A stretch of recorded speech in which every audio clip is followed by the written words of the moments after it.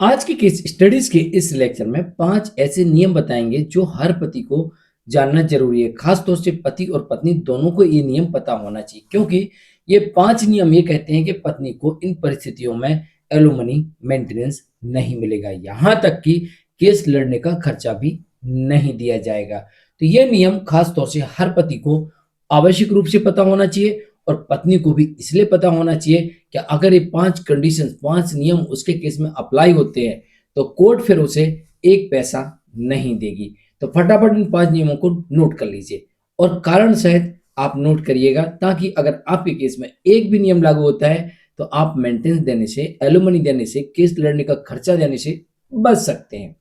जय जिनेंद्र, मैं मुकेश जैन। वीडियो को लाइक और शेयर कर दीजिए और इस तरह का जजमेंट्स का पैकेज पाने के लिए जिसमें लगभग 200 जजमेंट्स मिलेंगे या अन्य किसी जानकारी के लिए दिए गए नंबर पर आप हमें संपर्क कर सकते हैं। चलिए शुरुआत करते हैं। पहला नियम यह कहता है कि पत्नी झगड़ालू हो, हिंसा करने वाली हो, क्रोल्टी करने वाली हो, मारपीट करने वाली हो और साथ ही अशांति फैला के रखी हो। परिवार में युद्ध चल रहा है, जब से पत्नी आई है अशांति फैला के रखी है और जब मर्जी तब मायके में रहती है, जब मर्जी ससुराल आ जाती है, ससुराल आती झगड़ा करती, वरना अपने मायके में जाके आराम से रहती है या कहीं अन्यत्र जगह जाके रहती है। तो पति को इस नियम में यह साबित करना पड़ेगा कि उसकी कोई गलती नहीं है, पत्नी ही उसके साथ क्रूरल्टी करती है। तो इन परिस्थितियों में ऐसा कोर्ट आदेश कर सकती है कि पत्नी को एक भी पैसा ना दिया जाए। ये आदेश हो सकता है और आप सभी तरीके के मेंटेनेंस से बच सकते हैं।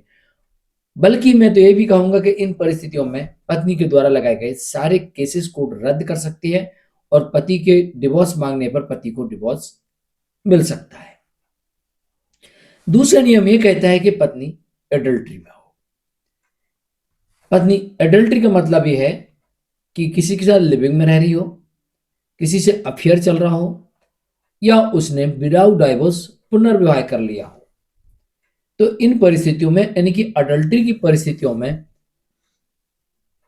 सबूत दिखाने पर कोर्ट आपको डिवोर्स दे सकती है और पत्नी के द्वारा लगाए गए सारे केसेस को रद्द कर सकती है और विदाउट एलुमनी आपको डिवोर्स मिल सकता है। तीसरा नियम यह कहता है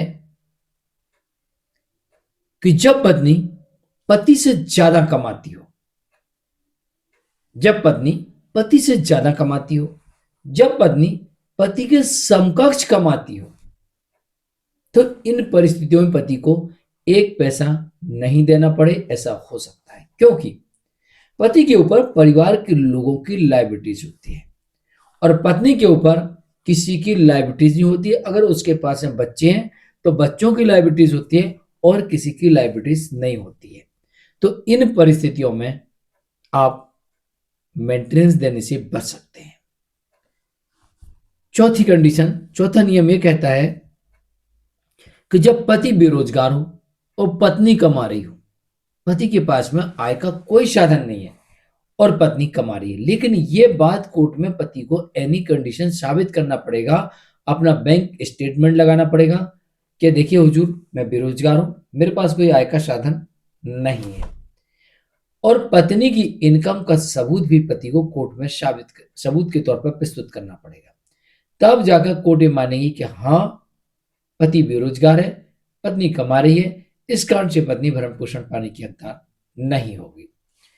और पांचवी कंडीशन में, जहां पर पति कमाने योग्य ही नहीं है, यानी कोई ऐसी डिसेबिलिटी है जिसकी वजह से पति कमाने के काबिल नहीं है, काम नहीं कर सकता, कमा नहीं सकता है, तो इन परिस्थितियों में पत्नी को मेंटेनेंस नहीं देती कोर्ट। बल्कि एक मामला ऐसा देखा कि जहां पर पति बीमार है, बेड पर है, बेड रेस्ट चल रहा है, उस मामले में कोर्ट ने कहा कि पत्नी पति का इलाज कराए, उसका भरण पोषण करे।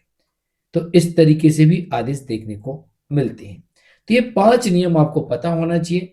इन नियमों के अकॉर्डिंग आप अपने केस में पक्ष रखते हैं, सबूत रखते हैं, तो ऐसा हो सकता है कि कोर्ट आपके पक्ष में आदेश करे और पत्नी के सभी केसेस को डिसमिस कर दे। आज के लिए इतना ही। मैं मुकेश जैन।